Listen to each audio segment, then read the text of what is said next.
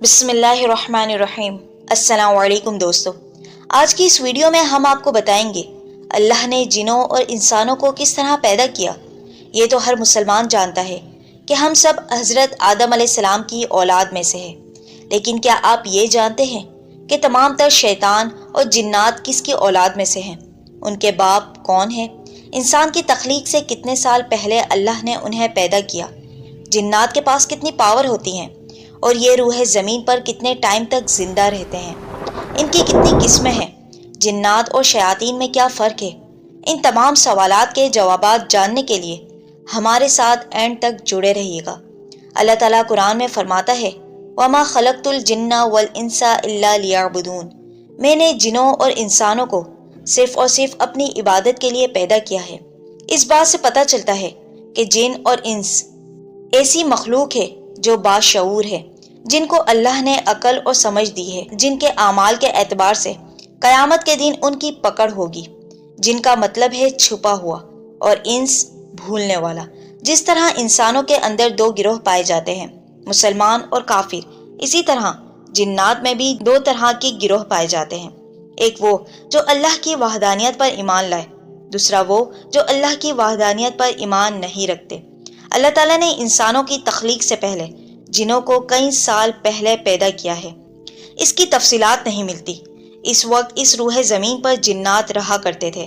کچھ جن ایسے بھی ہیں جو اللہ کے مقرب اور فرما بردار ہیں، جو اللہ کی وحدانیت پر ایمان رکھتے ہیں، انہیں جنات کہا جاتا ہے، اور جو اللہ کے نافرمان اور منکر ہیں انہیں شیاطین کہا جاتا ہے۔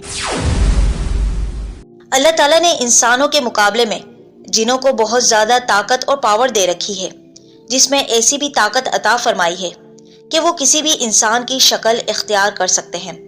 آپ صلی اللہ علیہ وآلہ وسلم فرماتے ہیں جنوں کی تین قسم ہوتی ہے، ایک وہ جو ہوا میں اڑتی پھرتی ہے، دوسری وہ جو کتوں اور سانپ کی شکل میں رہتے ہیں، یہ بہت ساری شکلیں بدل سکتی ہے، اور تیسرا وہ جو قیام کرتی ہے اور آگے بڑھ جاتی ہے، جسے ہم بھوت پریت سمجھتے ہیں، اور کسی بھی انسان کے جسم میں داخل ہو کر اس پر قبضہ کر سکتے ہیں۔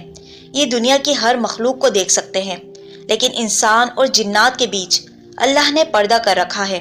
انسان جنوں کو نہیں دیکھ سکتے۔ اللہ نے انسانوں کے مقابلے جنوں کی عمریں ہزاروں سال تک لمبی رکھی ہے، اور یہ ہزاروں سال تک زندہ رہتے ہیں۔ لیکن موت جنوں کو بھی آتی ہے۔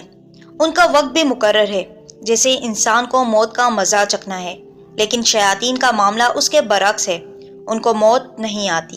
ان کو موت تب تک نہیں آئے گی جب تک قیامت قائم نہ ہو جائے، کیونکہ جب اللہ نے حضرت آدم علیہ السلام کو سجدہ کرنے کا حکم دیا تو اس نے انکار کر دیا اور غرور کیا۔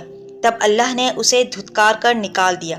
اسی وقت اس نے اللہ سے قیامت تک زندہ رہنے کی مہلت مانگی۔ اسی وجہ سے اللہ نے اسے مہلت عطا کر دی، اور قیامت تک یہ زندہ رہیں گے، اور شیاطین کے پیروکار جن بھی اسی وقت تک زندہ رہیں گے۔ الجان سے مراد جنات کا باپ ہے، جن سے تمام جنوں کو پیدا کیا، اور تمام شیاطین کا باپ ابلیس ہے۔ اس کی نسل میں ایمان والے اور کافر ہوتے ہیں، لیکن وہ خود ایک کافر ہے۔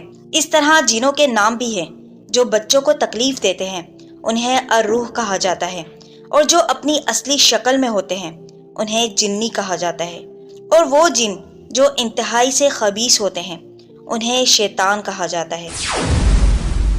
حضرت آدم علیہ السلام کی تخلیق سے کئی سال پہلے اللہ نے ابو الجنات کو پیدا فرمایا، اور پھر ان کا جوڑا زمین پر بسا دیا۔ جس طرح انسانوں میں شادی اور بچے ہوتے ہیں، اسی طرح ان کے بھی یہی معاملات ہوتے ہیں۔